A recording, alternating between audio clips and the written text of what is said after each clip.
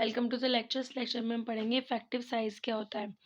तो देखिए, effective size कुछ नहीं होता, ये एक डायमीटर को रिप्रेजेंट करता है। ठीक है, किसका डायमीटर? ये हमारी कोई सॉइल है, उसमें जो आपका ये ग्रेन है इसके डायमीटर को। तो इसमें डायमीटर में किस चीज़ को रिप्रेजेंट करता है अभी हम डिस्कस करते हैं। द डायमीटर D10 जो है वो कोरेस्पॉन्ड करता है 10% of sample finer in weight. ये जो आपकी सॉइल है, ठीक है, इसमें अगर आपको D10 30 mm दे दिया फॉर एग्जाम्पल, तो इसका मतलब क्या है कि इस सॉइल में, ठीक है, इस सॉइल में जो 30 mm साइज है उससे कम सिर्फ 10% है बाय वेट। अगर आप इसके ग्रेन्स को देखो तो इसमें जो 30 mm से छोटे पार्टिकल मिलेंगे वो सिर्फ 10% ही मिलेंगे। ठीक है, इसमें जो 90% पार्टिकल होंगे उनका साइज 30 mm के इक्वल होगा या फिर उनसे बड़ा होगा। ठीक है, ये बताता है the diameter of D10 correspond to 10% of sample finer in weight on the grain distribution curve. The diameter D10 is called effective size। और इस D10 को क्या कहते हैं? इस D10 को ही कहते हैं इफेक्टिव साइज।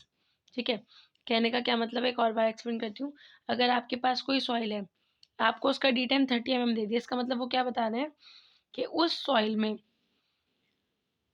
कम से कम 10% पार्टिकल्स ऐसे हैं जिनका साइज 30 mm से क्या है, कम है।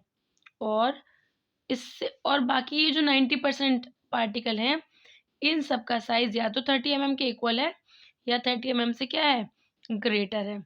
ठीक है, तो ये बताता है आपका D10। अगर D10 की वैल्यू 40 mm हो जाए, इसका मतलब आपके 40 mm साइज से कम है 10%। ठीक है, इसका मतलब 10% ही फाइनर है, बाकी सब क्या है, कोर्स है। तो D10 बताता है D10 is correspond to 10% of sample is finer then that particular size. जो पर्टिकुलर साइज है इससे 10% कम है, इससे 10% फाइनर है। ठीक है, पूरी सॉइल में 10% जो है वो फाइनर है इस पर्टिकुलर साइज से। आगे देखते हैं। Similarly D30 and D60 are the grain diameter, जो कि mm में होते हैं, कॉरेस्पॉन्ड किसके करते हैं, 30% और 60% के। अगर ये आपका सॉइल है, आपको D60 आपको दे रखा है 40 mm फॉर एग्जाम्पल, तो ये क्या बता रहा है, D60 40 mm ये बता रहा है कि इस सॉइल में 60% जो आपका वेट है वो क्या है, वो 40 mm डाया से कम का है सॉइल। ठीक है, उस सॉइल का जो स्पेरिकल डायमीटर है वो 40 mm से कम है, कितने का, 60%। 60% of the soil dry by weight. अगर आप इसको वेट करो तो उसका 60% जो वेट आएगा वो 40 mm डाया से या तो इक्वल आएगा, मतलब ये इससे स्मॉल आएगा, सॉरी नॉट इक्वल, इससे फाइनर ही आएगा। ठीक है, और बाकी का जो 40% होगा वो आपका 40 mm से क्या होगा, ज़्यादा होगा। ठीक है, सिमिलरली अगर आपकी बात कर जाए D30 की, D30 क्या बताता है, ये आपकी कोई सॉइल है, इसमें आपका 30% D30 अगर आपको दे दिया फॉर एग्जाम्पल 40 mm दे दिया, तो D30 को 40 mm है, तो ये क्या बता रहा है कि जो आपका 30% पार्टिकल है वो 40 mm से क्या है, फाइनर है, और 50 mm से क्या है, सॉरी फाइनर है। तो 30% इस सॉइल का बाय वेट 50 mm पार्टिकल से कम कम है। ठीक है, और बाकी जो इसका बाकी जो बचा 70% वो आपका 50 mm से ज़्यादा है। ओके, होप ये समझ में आ गया होगा आपको।